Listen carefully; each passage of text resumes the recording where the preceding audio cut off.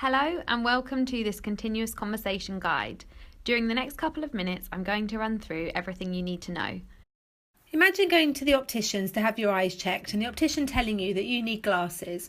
When you go back, he gives you your glasses, but when you put them on, they don't seem quite right. Everything looks a little bit fuzzy and not as clear as it did beforehand. What would you think? Well, you might think, hang on a minute, he's given me the wrong glasses. But actually, what you might think is, I just need to get used to these ones as my eyes adjust.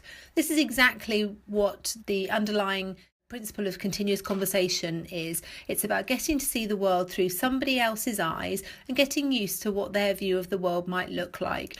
We're not suggesting that you have to go around wearing glasses that you can't see through, but we're asking you to consider that if you looked at the world from someone else's perspective and put yourself in their shoes, would you be able to help them perform better? So, what is continuous conversation? Well, it's really not that difficult. It is what it says on the tin, a continuous conversation between the manager and employee. So why have we moved away from the annual appraisal? Well, picture the scene. It's annual appraisal time. You've been given the form that you need to complete that has been written by somebody else. You then need to look at reviewing the objectives that were set for you 12 months ago and look at how you can justify how you performed against them. And then you need to think about your development for the next 12 months and also objectives that you'd set yourself for the year ahead. And 12 months is too long a time to be thinking about objectives, and the chances are these objectives will change and become irrelevant over a 12-month period. So, let's just think about this for a second. Most people dread this annual review and it becomes a chore. So why do we do it? So we need to take a more hands-on approach where the manager and employee take responsibility for the process and do what works for them.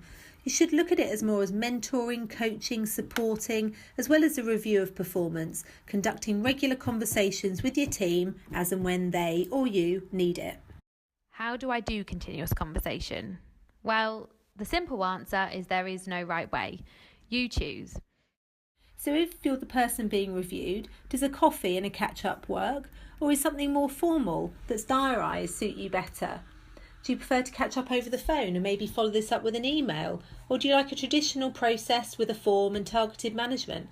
Whatever works best for you is right? Starting your continuous conversation could not be easier. Firstly, book a meeting with your manager. Decide where, when, and how often you would like to have your continuous conversation. Set objectives and targets for the next continuous conversation. And finally, decide how you would like to document it. So what's in it for me? Well, meeting regularly, setting goals, looking at how we can improve strengths, weaknesses, will mean that I get on better and quicker. As soon as you do that, you'll create a common language within your team. This common language will create better working relationships and an environment where everyone can be themselves. Now that you know what continuous conversation is and why it's going to work, why don't you set up a meeting with your manager and start your continuous conversations today?